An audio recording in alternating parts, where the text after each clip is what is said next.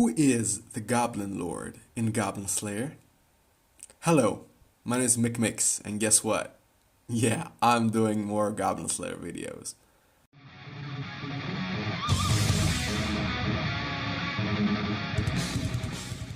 You love Goblin Slayer? I adore Goblin Slayer, so let's explore another part of this universe. In this video, we will talk about the Goblin Lord, one of Goblin Slayer's biggest foes, and hands down one of the most challenging goblins he has ever faced. This video answers 3 questions.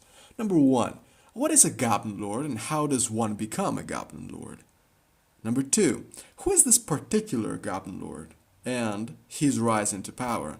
And number 3, through this analysis, we're going to showcase how you can turn a small, pathetic little goblin into humanity's greatest threat. We'll explain what is the most powerful skill of the goblin race. So, about question 1, what is a Goblin Lord?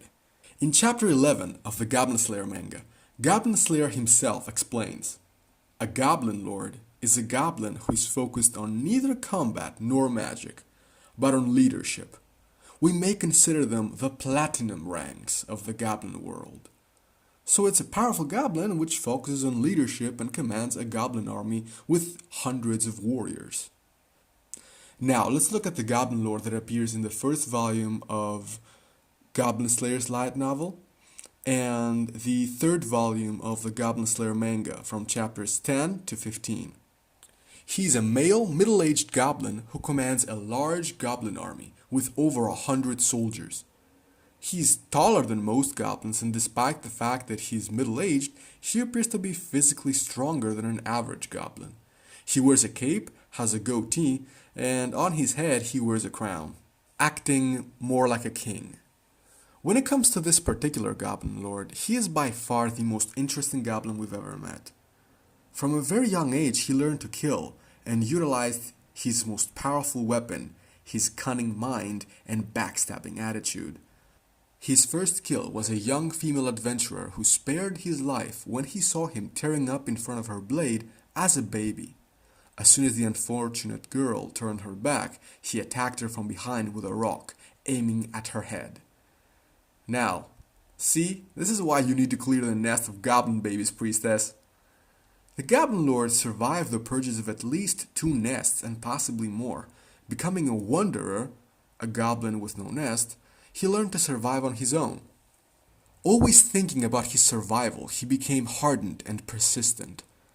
He was defeated or at least cornered by adventurers several times, and again he stabbed them in the back, pleading for his life, promising he and his race would cease hostilities and return to the wilderness. He tricked many adventurers only to capture, use, and kill them later on. Perhaps the one event which led him to greatness was the murder of the barbarian warrior and the acquisition of his favorite weapon, the great 2-sided axe. The story begins when a certain barbarian, who resembled Conan a lot actually, attacked the nest he was living. The Goblin Lord was an adult then, and he witnessed his fellow goblins fall one by the crushing blows of the barbarian's battle axe. First, the Goblin Lord threw one goblin towards his enemy to slow him down and then quickly ran to the room where his nest was keeping the human hostages.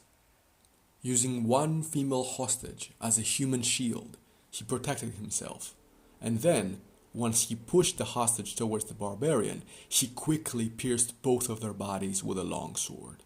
That was the moment that changed everything. Not only he had survived another purge, but he had earned a humongous, perfectly crafted, double-sided battle axe. Believe it or not, this battle axe will be the key to answering our 3rd question in this video. Wait a little and you'll learn how. Eventually, by lifting and fighting with a great axe, his muscles grew, increasing his strength.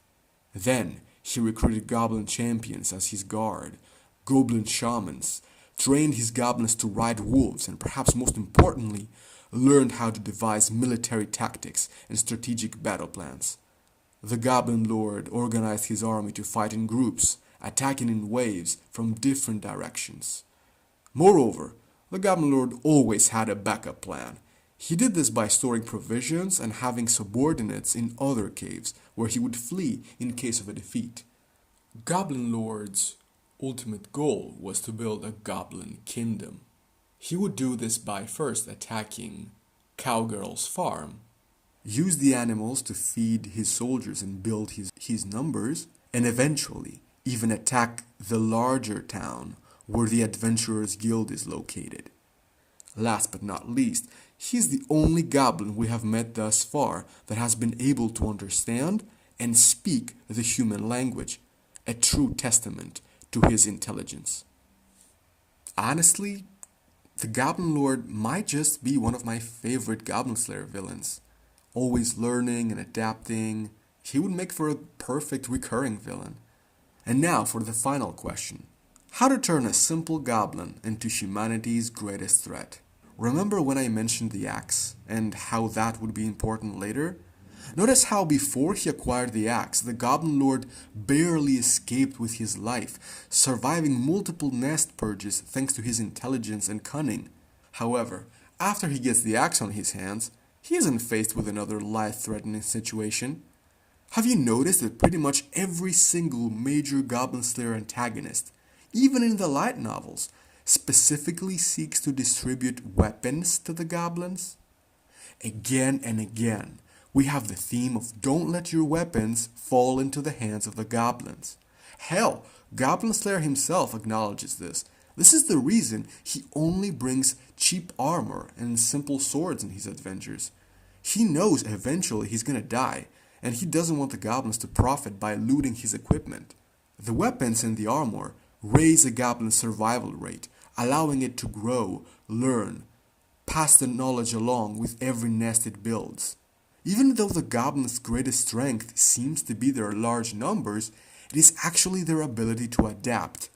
Unlike elves and dwarves with their ancient traditions and general stubbornness, goblins are pretty quick learners and adapt to new environments in an instant. And you do know what Darwin said about survival of the fittest, right? As long as goblins continue to be weaponized, to learn and adapt, they're threatening the existence of the entire Goblin Slayer universe. Unless a certain silver rank adventurer annihilates them once and for all, of course. If you want to watch more Goblin Slayer content, subscribe and click my other Goblin Slayer videos. Thank you guys for watching another Goblin Slayer video. Expect more Goblin Slayer content within the month. And write on the comments what other aspect of the Goblin Slayer universe you would like to see. Until next time, fellow Otaku adventurers.